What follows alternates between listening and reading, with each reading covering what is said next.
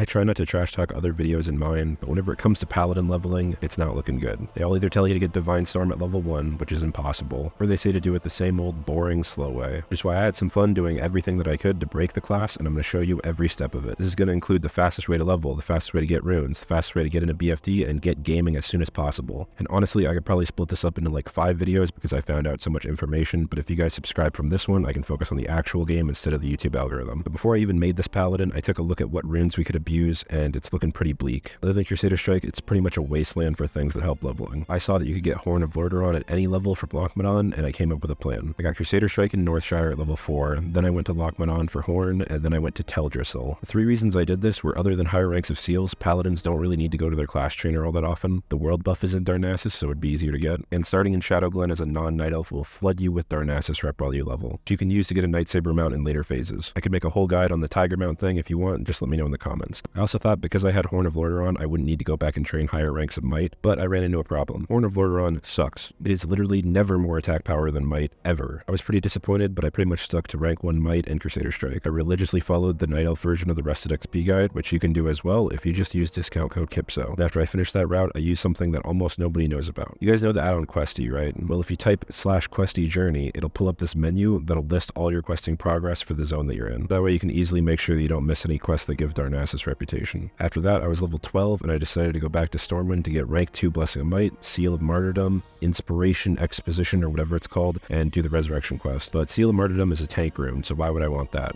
Well, it's slightly better than Seal of Righteousness, but the key thing is that you can seal twist with both of them. When you cast a seal while you already have a seal on, specific seals will stay on you for a quarter of a second. In this time, you can auto attack and have the effect of both seals. Both Righteousness and Martyrdom do this. And after ripping apart some other people's weak auras, all I had to do was cast whatever seal I'm not in, as long as my swing is after this line. The line before that one is the last time that you can cast something else and still have the global cooldown ready for the auto attack. Because of this, you really want weapons that are 3.0 speed or slower. That way you have another global to use on Crusader Strike or cast Judgment and put your seal back up and still twist on that swing. You can find this exact weak aura in my Discord if you want to just copy it. But after refreshing my world buff in Darn, I seal twisted through the entire zone like a tornado. This is exactly what I was looking for in the Paladin. As for my talents, I went Imp Might, Imp Judgment, and dumped some points in Deflection. I heard some talk about using Wisdom instead of Might, and I thought that might be good considering we're using a lot of mana on seals, so I tried out this Benediction spec and I didn't really like it. You don't really go until like level 18 with twisting, and even running this spec, you're still gonna have to drink. And because Paladins are big chunky damage, leaving something with 1 HP could easily cost you a whole melee swing, but I think every little bit of damage counts. But if you want to try this, you get Blessing of Wisdom at level 14. All you gotta do is just keep your weapon updated and twist your heart out until you're level 20. As for level 20, I know what you guys are probably thinking. Seal of Command is huge. You know, TBC, ret, seal twisting, huge, massive Seal of Command. But you're wrong. Seal of Command just immediately takes off Martyrdom. Because of this, I unironically don't recommend speccing into Seal of Command. It is better, it's more damage to just seal twist the rest of the way to 25. The reason people don't do this in raids is because Divine Storm and Martyrdom are both chest runes, so you can't have them both on at once. So you just want to abuse seal twisting until you get Divine Storm, which is going to be a while, but don't worry, we'll get there. Until then, what you can do to speed yourself up is the Verigan's Fist quest, which I highly recommend. It's really good because it's not that hard to get, and it has similar DPS to Fathom Blade, which you get from the raid, and you have to be level 25 for. I finished up the early quest in Ashenvale, and then I went back to Stormwind to do the pre-quest for the chain, where you go to Westfall and defend the lady on the farm. It's actually kind of weirdly hard because the last wave is like 5 level 18 Defias. You might have to bubble or use a health pod. You can jump over the fence and flash flight yourself really quick if you need to. Then back to Stormwind, then Ironforge for the hard part, where you get 4 items from scary places all full of elites. I found a video of Tommy Salami soloing it at level 27, but I found a way to do it without having to kill almost anything. You can do them in any order, but I'd recommend going to the auction house and getting like 5 swiftness pots. You don't really need them, but it's nice and it's going to make it easier if you have bad gear like me. I had like 500 HP. The BFD part is the hardest part and the only part that you need help with. I just went to the entrance of BFD, make sure that you get the quest from Aberdeen first. I did the logout skip to the entrance of the raid. Then I just aggroed the trash and looked really helpless, hoping that somebody would kill it for me, and they did not. And this is pretty frustrating. I really considered just giving up on this and making this guy a holy pally, but eventually I got randomly invited to a group of a whole bunch of other paladins who were also doing this, which you should do right away, and I probably should have done right away. If it's past phase 1 and there are no groups, just level a little bit more so that way you can solo the trash or skip the weapon entirely. When something's about to die, spam click on it to loot it because the quest item is free for all for any paladins on the quest, and you can steal it from other people. Next, the Dead Mines part is really easy. I just went there by myself and then did this logout skip to the entrance. Then I killed a few things in the first room just to have some space to walk in. Then I just made a run for it and bubbled whenever I got dazed and ran all the way to this evade spot that you have to jump into. If you just wait in here, everything will eventually reset. Then you want to run out really quick and click the lever through the door, which is kind of hard. You just have to spam click on it to figure it out. Try to stay calm and not panic while you're doing this. It's just a video game. And and you can always reset again whenever you're going to die or whenever you get the door open. After the door is open, you want to sprint through this hallway into the goblin room. I took a swiftness pot here because I got dazed and had to bubble really early. You have to open another door, but you can just click anywhere to open it. There's no lever. And when you get in the room, just jump between these two wood thingies and climb up, and then you evade reset. You can wiggle around to the backside, and then whenever you're not in combat, just jump down and kill one goblin for the item and hearth out. The Lockmadon part is insanely easy. You just walk up to the thing and loot it. You don't even have to enter combat with anything. I'll show you guys how I walked up and over this cave, but you probably don't even need to do that. You can just walk through the ogres. And this one also has a pre-quest. Please remember the pre-quest. Don't be like me. I'm dumb. I forgot the pre-quest. Here, I'll also show you guys exactly where this is, so you don't have to look it up or anything. It's this guy in this house right here. The last part is the most fun, the SFK part. Getting to SFK as Alliance is, you know, a challenge. But once you're here, it's really easy. It's extremely similar to Dead Mines. You literally just run as fast as you can through everything over to the first boss, and you want to jump on these boxes to reset, and you want to use Bop instead of Bubble. Do not use Bubble for this. The mobs will evade, but they'll never really reset because you're really close to them. Now you want to jump down, open the lever, and talk to the mage. That way he'll go and open the door for you, and then you can die. This is really scary, and you can see I jump down and use Bop, and the boss's magic root thing still hits me, and I just awkwardly sit here dying until I whip out the sickest lay on hands of all time and make it to the mage. You gotta run back from South Shore, which sucks, but whatever. Once you're back in, you can just run through there again and go back to the same spot, or you can take a swiftness pot and run to our new evade spot at the bottom of the stairs. Tommy Salami like gets on this ledge thing somehow, but I couldn't figure it out, so I just made a run for the next evade spot at the back of the barn, and it was really easy. Then after everything reset, I tried to carefully loot the hammer, and I accidentally aggroed this Worgen from outside, who for some reason just does not want to reset. You guys should try it just from the other side, like closer to the horses, and maybe you won't aggro him. But once he was on me, there was no shaking him. This guy was persistent. You can't loot him in Bop or Bubble, and so I had to improvise. I tested if these wooden things would also be an evade spot, and they were. So I ran over to this like